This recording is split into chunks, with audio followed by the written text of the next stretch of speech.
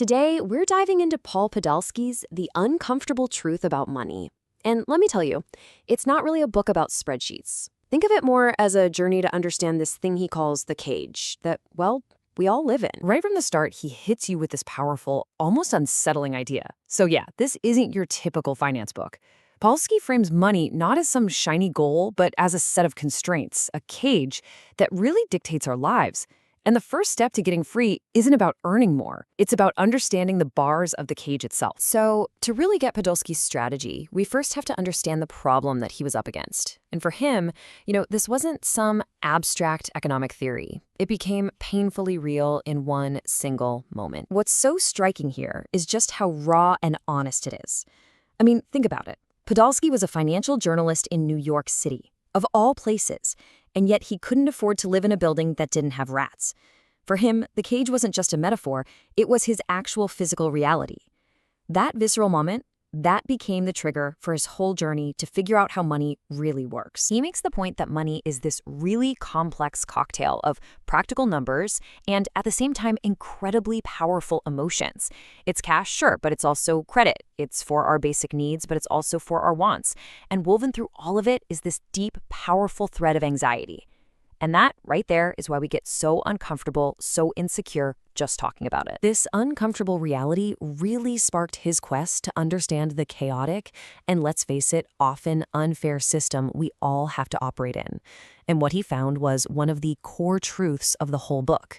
The system is fundamentally, deeply unstable. Podolsky realized the entire system is built on this idea of instability, a concept from an economist named Joseph Schumpeter called creative destruction. So what does that mean for you? It means your job, your savings, even your country. It's all on much shakier ground than we like to admit. That security we all crave?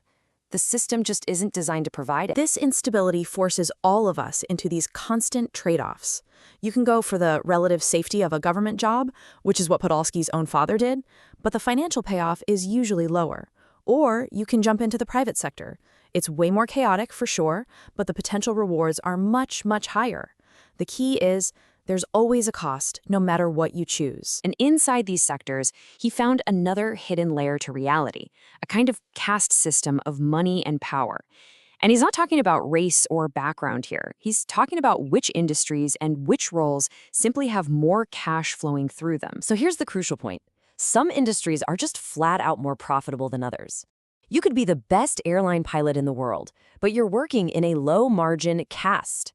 A software engineer, on the other hand, is in a high-margin caste with almost unlimited scale.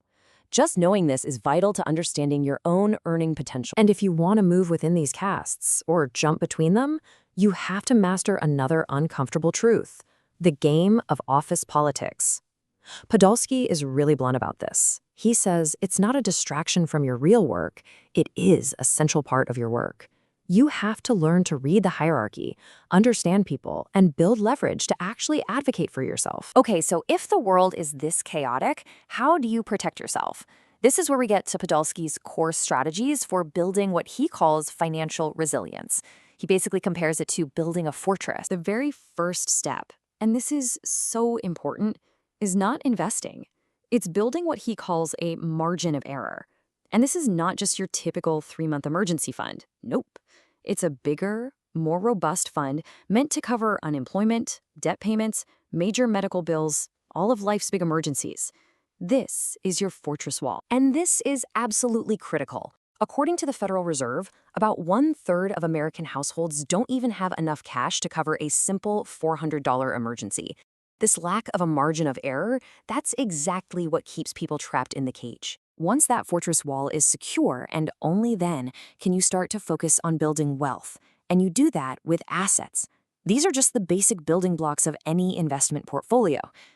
Stocks are ownership, bonds are basically loans you make, real estate is property, and commodities are raw materials. So the goal isn't to swing for the fences trying to chase massive returns.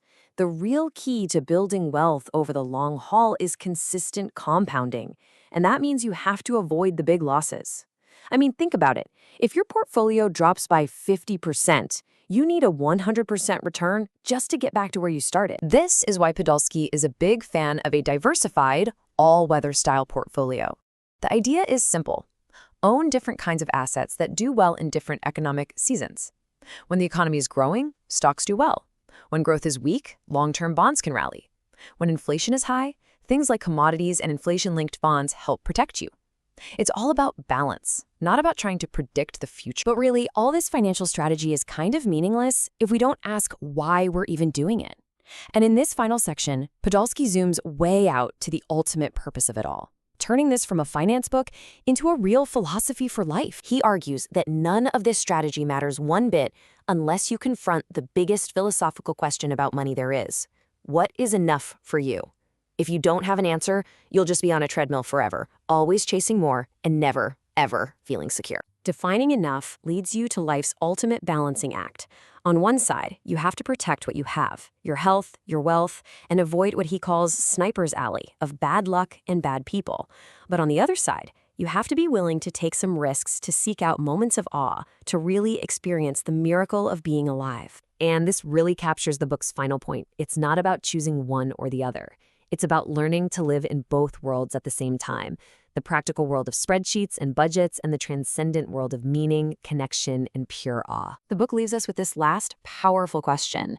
It really transforms a financial strategy into a deeply personal reflection on how we choose to spend our most precious resource, our time. It stops asking how we should manage our money and starts asking how we truly want to live. Thanks for listening to Daily Review. If you enjoyed it, the best way to support us is to subscribe and leave a rating. Ready to read the book? Using the purchase link in our description directly supports the show and the author. We'll see you tomorrow.